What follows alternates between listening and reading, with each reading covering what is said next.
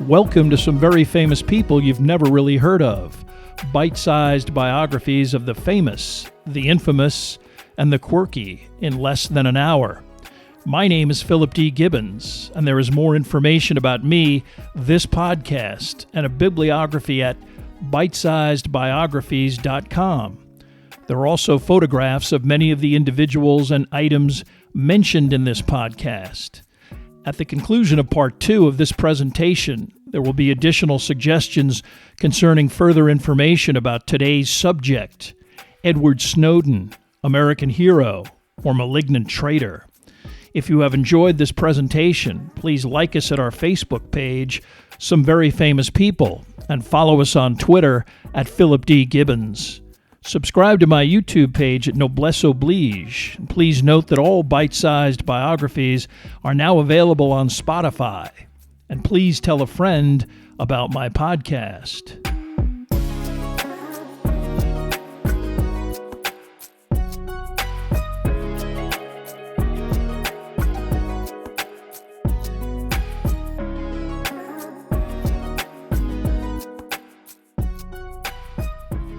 Now let's continue with our story about Edward Snowden. Laura Poitras initially dealt with her own awkward nervousness by setting up her photographic equipment, tripod, camera, etc. She suddenly announced that she was beginning to film, and for the next 5 hours, Greenwald questioned Snowden on his background, education or lack of it, his intelligence, employment history, political outlook, and motivation for involving himself in such an incredibly risky and potentially felonious undertaking. Greenwald also wanted to ascertain whether Snowden was doing what he was doing out of his own free will and not as a result of some casual recklessness or irrational lack of understanding. The journalist was impressed by this aspect of Snowden's sincerity.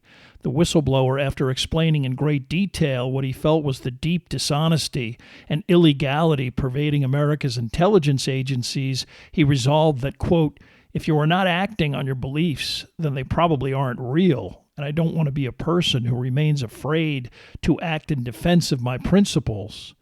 And unlike the embittered, alienated, older loner that Greenwald had expected, Snowden was a young person, involved with a woman he clearly loved, living a prosperous lifestyle on an island paradise, pursuing a lucrative career with endless potential and possibilities. Greenwald was also surprised by Snowden's current transparency in terms of how he conducted his trip to Hong Kong.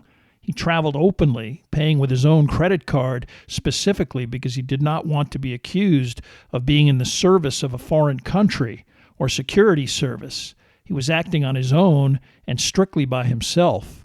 This was important for several reasons, most notably because Snowden knew once his identity was revealed, the U.S. government would attempt to portray him as a traitor who compromised national security and aided U.S. enemies. They would also attempt to dredge up any even remotely negative aspect of his employment history to minimize his organizational stature and disparage him personally as an erratic, disgruntled malcontent. He also maintained that he was hoping to avoid incarceration, but that if that was an eventual outcome, he had decided he could live with that, knowing that he could not live with the knowledge that he did nothing to bring this impropriety to light. This last component of Snowden's conversation impacted both Greenwald and Poitras deeply, and they resolved to move forward with the same sincerity and fearlessness that their contact so clearly evinced. In another shocking revelation, Snowden also explained that fairly early on, Greenwald would be free to reveal the leaker's identity. He added that he had actually deliberately not covered all of his tracks. He knew that without doing this, it would subject many co-workers to at least harsh investigation and possible false incrimination. He also wanted to be able to get ahead of the inevitable attempt to characterize him personally, and he wanted to dictate the facts surrounding his motivation and behavior rather than have the U.S. intelligence and media establishment attempt to take control of that process. Greenwald was hoping to delay that self-identification for as long as possible, knowing that Snowden might possibly become as big a story as the eavesdropping revelations themselves. Greenwald was personally impressed, but outwardly maintained a hard-nosed demeanor to ensure that Snowden withheld nothing and remained credible. Poitras filmed the entire session, and the two men concluded with an agreement that before Snowden's identity was revealed, Greenwald would publish 3 to 4 blockbuster stories. Snowden agreed that once he identified himself, he would attempt to go undercover and would not grant any media interviews. They also agreed that any documents that were made public could not potentially harm any single employee or operative, understanding that if they did, the U.S. government would claim that they were dangerously jeopardizing the safety of individuals. Greenwald quickly wrote up a succession of stories that he hoped to publish over the course of the next 4 days. He got the assistance of McCaskill, who also was finally introduced to Snowden, who had no issues with his presence. Guardian editorial, previously resolute in their support of the project, now began to go down the same route as some of the more mainstream outfits like the Washington Post. In fact, initially when Greenwald was reluctant to get involved, Laura Poitras had enlisted another reporter, Barton Gellman of the Post, who she knew and respected. Snowden sent him some top-secret documents as well, but ultimately Gellman, invited to come to Hong Kong, refused based on advice from the Post's attorneys, who claimed that any discussion of classified materials in what was technically Red China might be wiretapped by the Red Chinese and legally charged by the U.S. government as enabling the illegal distribution of classified material to a foreign entity, a crime. The Post had also advised Poitras not to go, which she ignored, and they also pulled their previous agreement to fund her trip. Now the Guardian editors in New York were holding up publication based on their attorney's assertion that the U.S. government needed to be allowed to respond to what potentially was going to be published and to be allowed to at least make the case as to why the newspaper should not do that. Undoubtedly, that would involve the nebulous assertion of threats to national security, but the Obama administration had recently become even more strident, subpoenaing the records and phone calls of a Fox News reporter, James Rosen, in an investigation of leaks provided to Rosen by a State Department analyst concerning North Korea, setting the stage for a possible prosecution of Rosen. At the very least, this was very intimidating and ominous behavior. Greenwald was concerned that allowing the U.S. government this advance notice would prompt a similarly aggressive response. A conference call did transpire in which a core group of NSA and DOJ higher-ups did try a last-ditch effort to stall and then intimidate Guardian New York editor Janine Gibson. But in the end, after 48 hours of legal due diligence, the first Guardian Greenwald story featuring Snowden information hit the newspaper's website. It focused on the government's secret program to compel Verizon via a secret FISA court order to turn over millions of customer records on a daily basis without any suspicion of wrongdoing. It also noted that Verizon was prohibited from disclosing this eavesdropping request or the specific court order itself.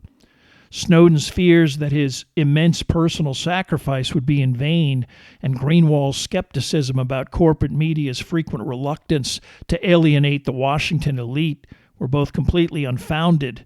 The first Guardian story exploded like a bombshell across every spectrum of America's journalism infrastructure and dominated the news cycle completely. From his hotel room in Hong Kong, Edward Snowden kept CNN on perpetually, relieved that his efforts had finally come to fruition. But this was only day one of many news stories. Day two featured a description of the NSA's operation known as PRISM, its program to eavesdrop on all of the major internet and tech companies' customer base, including Google, Apple, YouTube, Yahoo, and Facebook. Although for The Guardian it was now a mere formality, they again contacted the U.S. government to inform them of this impending publication. Although at this point there was probably nothing anyone within the NSA or DOJ could do to stop publication, this interaction had two curious after effects.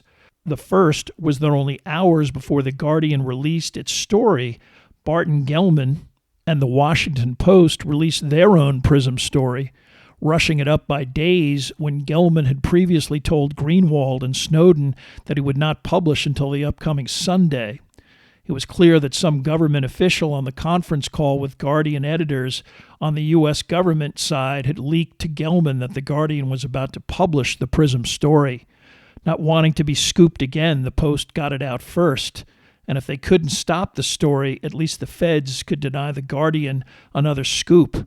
The other result of the PRISM story was an ironclad denial from the internet companies that such a program existed. This wasn't true, but perhaps in the short term this was a ploy to minimize the uproar. The PRISM story only exponentially increased media and public reaction. Because it involved internationally accessible internet websites, eavesdropping intrusion affected a much larger group of people. And unlike WikiLeaks, in which American media was mixed in its response, with some corporate outlets calling the organization dangerous and an aid to terrorists, all of the coverage, which included extensive interviews of Greenwald live from Hong Kong, were completely positive and negative with regard to the U.S. government's behavior. But for Snowden, anxiety ratcheted up when a remote security sensor at his Hawaii residence detected the presence of two individuals, one from Booz Hamilton, the other an NSA security official. They were obviously looking for him. Although Snowden did not know it at the time, this investigation was routine in that no one understood the gravity of what Snowden was up to. They merely knew that he was AWOL, and the follow-up was standard procedure. No one made the connection between Snowden's disappearance and the Guardian revelations, but both Greenwald and Snowden dealt with the anxiety that at any time there could be a knock on the leaker's hotel door and he could be hauled away, never to see the light of day again. To that end, Snowden again resolved to publicly come forward and identify himself as the source of the NSA information. Initially, Greenwald was opposed to this idea, believing that Snowden was unintentionally helping the U.S. government and putting an immediate target on his back. But Snowden wanted to get ahead of what he felt was an inevitable disclosure of his identity, and he believed the U.S. would do everything in its power to discredit him as both an employee and as a person. He also wanted to shield any co-workers from suspicion and even wrongful implication, as well as insulating his family and loved ones from scrutiny and media stigma. Laura Poitras prepared an 11-minute video of Snowden discussing his background and his motivations that ran with a published article written by Greenwald that ran in the UK Guardian at 2 p.m. Eastern Standard Time, Sunday, June 9th. The weekend posting allowed the public to absorb this information without any kind of U.S. government official response.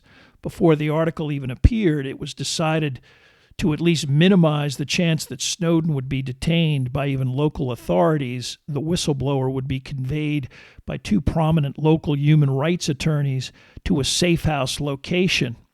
These individuals had actually proactively contacted Greenwald, who was highly visible, giving several follow-up media interviews discussing his articles. It was also only a matter of time before Snowden's local hotel location was discovered by the media. Greenwald was already being hounded and followed by journalists at his local hotel, the W. By the time the Guardian article appeared, Snowden, aided by a Greenwald ruse to distract any media intent on his location, had snuck out of his room and was safely headed to the first of several safe houses he would occupy for the next few days. At this point, both Poitras, Greenwald, and McCaskill left Hong Kong, figuring there was nothing they could do to further help him, and Greenwald already successfully provided with Snowden's entire cache of documents. Snowden effectively completed the first aspect of his mission, bringing attention to U.S. government malfeasance and even potentially illegal behavior. Now he would have to seek refuge as the most wanted man on the planet. The inevitable response of the U.S. government began on June 14th, when Snowden was indicted for violation of the Espionage Act, and on June 21st, Snowden's extradition was officially demanded. Snowden's lawyers appealed to the United Nations for assistance from the local Hong Kong government to provide some interim sanctuary, but possibly at the behest of the Chinese government itself, this plea was refused. And it was strongly suggested that if Snowden wished to involve the UN, he would have to do that from his country of citizenship. Unfortunately, that meant Snowden would quickly be arrested, It was at this point that Snowden had the good fortune of an addition to his legal team of Sarah Harrison, a senior member of WikiLeaks and an expert on asylum issues, especially experienced after the legal travails of Julian Assange. Clearly, with the support of Assange, Harrison began to strategize on how to get Snowden out of Hong Kong as quickly as possible. Luckily, via the coordination of Laura Poitras through encrypted computer discussions, Harrison communicated with the whistleblower in his hideaway, actually a hovel in one of the poorest neighborhoods in the city. Based on Ecuador's willingness to help Assange, but with no time to reach out to the Ecuadorian government directly, Harrison arranged through the Ecuadorian consul in London to issue what is known as a laissez-passer, a temporary diplomatic document that requests that an international country allow the bearer to pass to a final destination, in this case, Ecuador. As soon as she was able to secure this document, the WikiLeaks editor hired a van and rendezvoused with Snowden, their plan to literally head straight to the airport. Even the airborne route that Snowden needed to take to Sanctuary was involved and circuitous, first to Moscow, Havana, then Caracas, and on to Quito, Ecuador. There was no direct flight from Hong Kong to Ecuador, and even if there was, it might be a risky proposition. Anything was possible if the U.S. became aware of Snowden on a plane heading through the airspace of a nation friendly enough to the U.S. to facilitate a forced detour. As Snowden would eventually learn, such caution was not paranoia, but this route was probably the safest possible, with all four destinations relatively or even overtly hostile to the U.S. But first, Snowden had to get out of Hong Kong. At the airport, he wore a quasi-disguise with a hat pulled over his eyes, avoiding recognition and having no trouble passing through security and passport control. Even after boarding the plane, Snowden didn't feel comfortable, despite it being an Aeroflot jet. He expected local police to storm the interior at any time. Harrison sitting next to him to provide a barrier to anyone who might even recognize, or worse, a journalist who had tailed him successfully. Once the plane was airborne, Snowden relaxed, the first leg traversing Chinese, Mongolian, and Russian airspace. His next big hurdle would be Moscow, and a 20-hour layover if he even made it out of the transit area. The completely benign attitude of the Chinese and even local government in Hong Kong may have been the result of an unwillingness to get involved in any aspect of either detaining or even turning Snowden over to the U.S. Now, with the leaker headed to Russia, this was no longer their problem, which they seemed to prefer.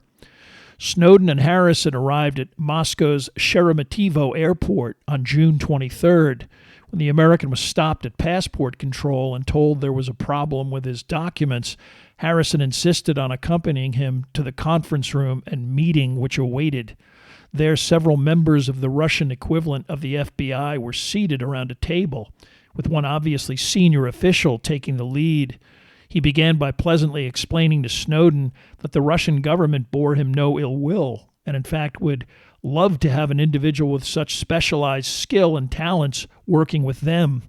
Before he was able to continue with various inducements, Snowden cut him off, knowing that any willingness to even listen to such an offer might be used as leverage to allege that he considered becoming an agent of a foreign government.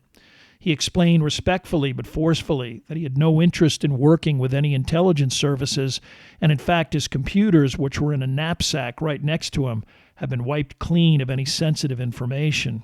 The leaker even encouraged his Russian interlocutor to look for himself. The governmental official looked almost hurt by the inference that he might question Snowden's veracity. He countered by saying that he only wished to help. Harrison brusquely responded that they only wished to make their connection to Havana. The Russian official suddenly became quite serious and explained that under the circumstances that would be quite difficult, if not impossible.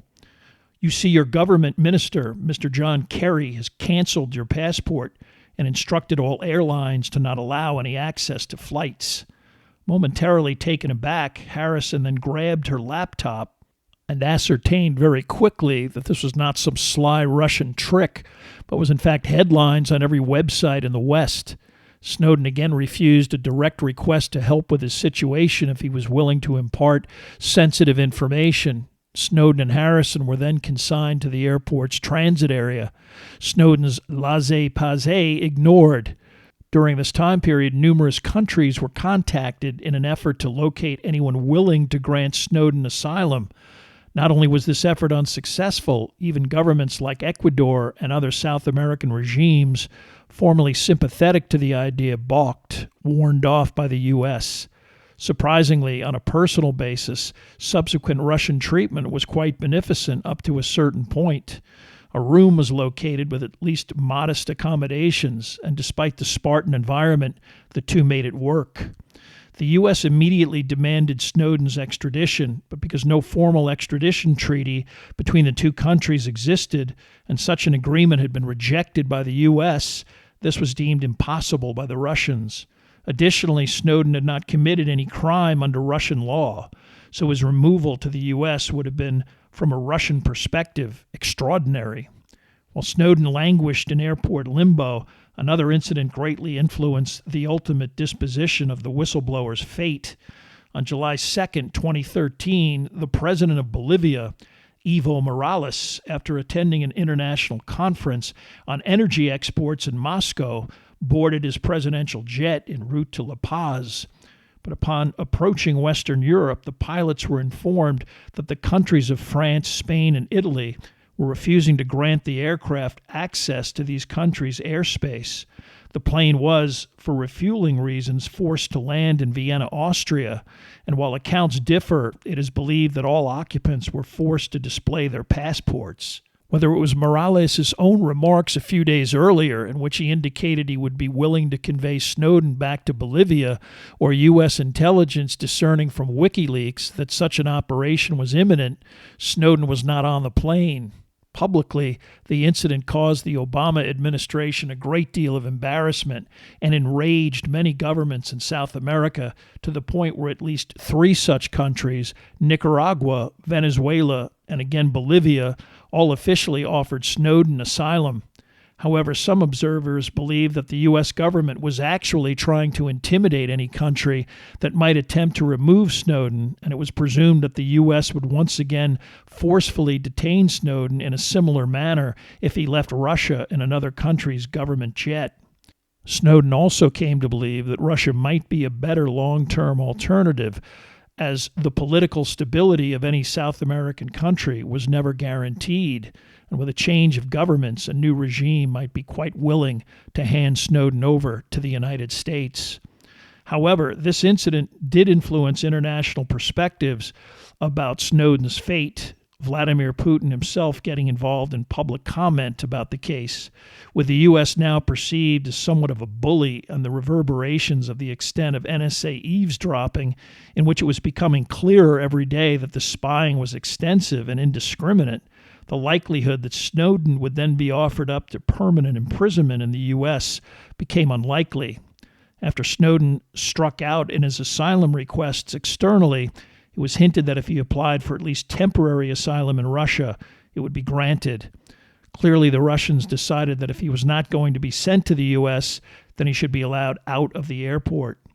The status of temporary asylum, good for 1 year, was granted on August 1st, 39 days after Snowden entered Sheremetyevo's transit area. Exactly where and what Snowden did initially during the initial time period of his release has never been revealed, other than when his 1-year residency permit expired, he was granted an additional 3 years of asylum. Sarah Harrison remained in Russia with Snowden until November 2013, and her belief that he would be able to live without duress or harassment from the Russian government. Although Snowden's life and status in Russia remained murky, the fallout from his revelations continued unabated for months and even years after the incident. The U.S. government's response was essentially twofold. It attempted to squelch a massive political and public relations disaster that not only affected international relations, but underlined public American cynicism concerning privacy and ever-expanding government authority. But there were also repercussions concerning Snowden himself and the failure of American intelligence agencies. U.S. politicians seemed as concerned about Snowden's ability to obtain and remove such a massive amount of data without detection and even how such a junior employee could be granted such access. His background and conduct became the subject of an extensive congressional investigation. As Edward Snowden predicted, the results of this investigation would be an attempt to diminish him as both a person and an employee.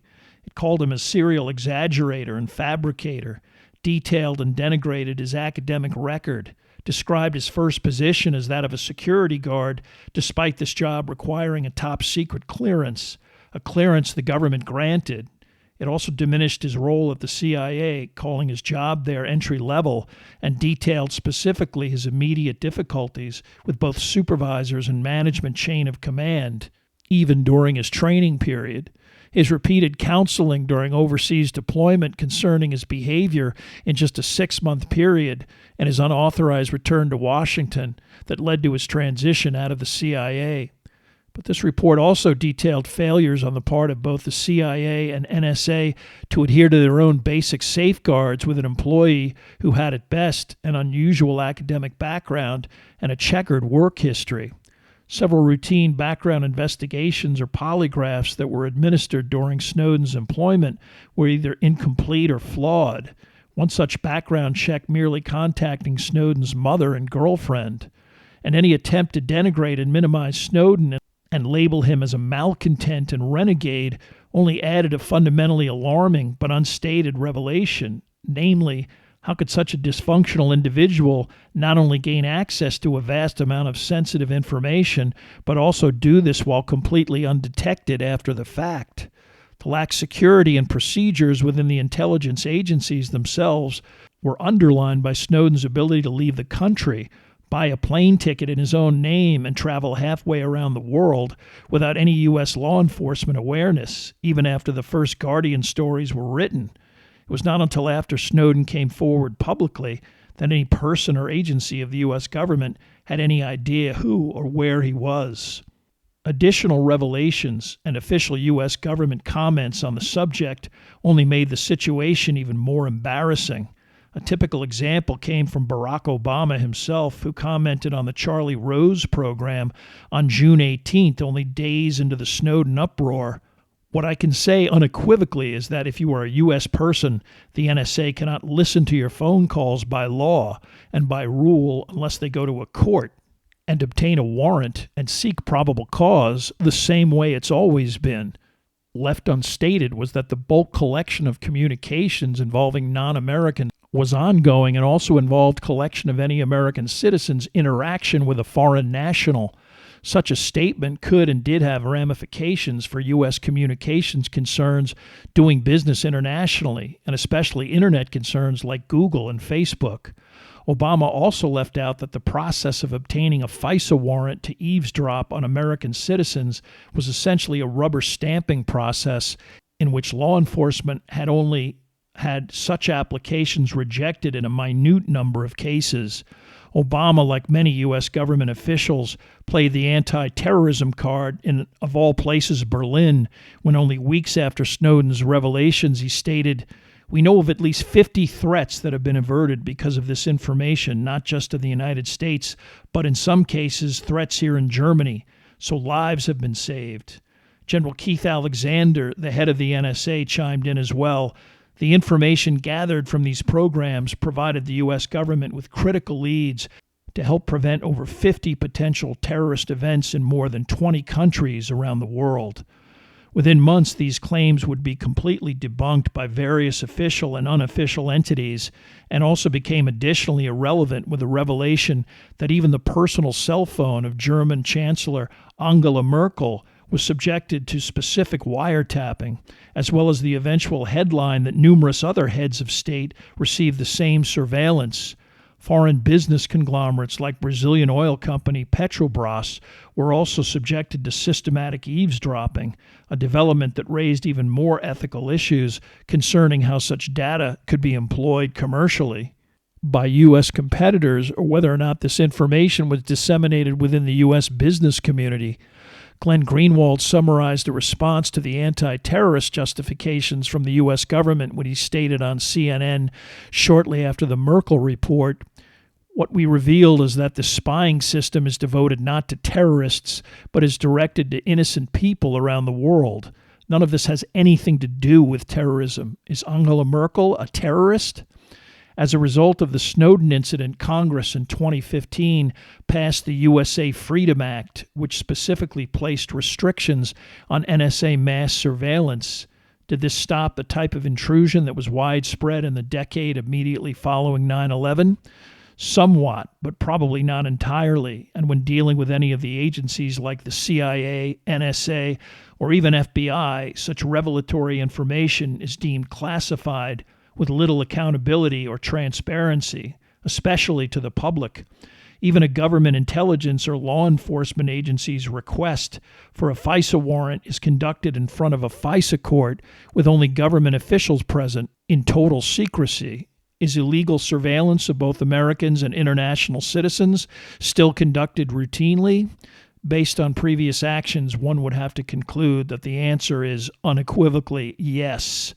An indication of how closely the U.S. government intelligence community still remains tied to the American tech industry is underlined by the subsequent career path of NSA head General Keith Alexander. Although some American politicians, most notably John McCain, called for his immediate termination, Alexander was allowed to retire from the NSA in 2014. After founding and serving as CEO of the cybersecurity company IronNet, which eventually went bankrupt after burning through a great deal of venture capital and employing numerous former government intelligence officials, Alexander left the company shortly before it was delisted from the New York Stock Exchange in 2023. A year later, he accepted a position as a member of the board of directors of Amazon.com, a post he still holds today.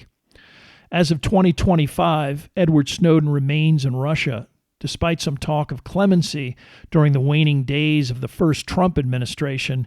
This did not occur. Although little is known of his day-to-day existence, some fundamental facts have surfaced about his current lifestyle. At the conclusion of her Academy Award-winning 2014 documentary about her Hong Kong interaction with Snowden entitled Citizen 4, Laura Poitras included footage of both Snowden and Lindsay Mills cooking dinner in their residence in Moscow. Mills, although initially crushed by Snowden's disappearance and harassed by both U.S. media and the FBI, reconciled with him as early as 2014. She eventually moved to Russia, and the couple married in 2017. They currently have 2 young sons. Although Snowden was rumored to have worked in some technical position for a larger Russian cyber-related entity, this has never been verified. He wrote a book in 2019 and has paid lucrative speaking fees, almost always conducted via the internet. Although American intelligence officials and some within the media continue to both villainize him and portray him as at least a Russian intelligence asset, he has always vehemently denied giving any information to any Russian or any other intelligence agency. He was granted Soviet citizenship in 2022, but is a dual national, technically, despite the revocation of his passport. He also remains an American citizen.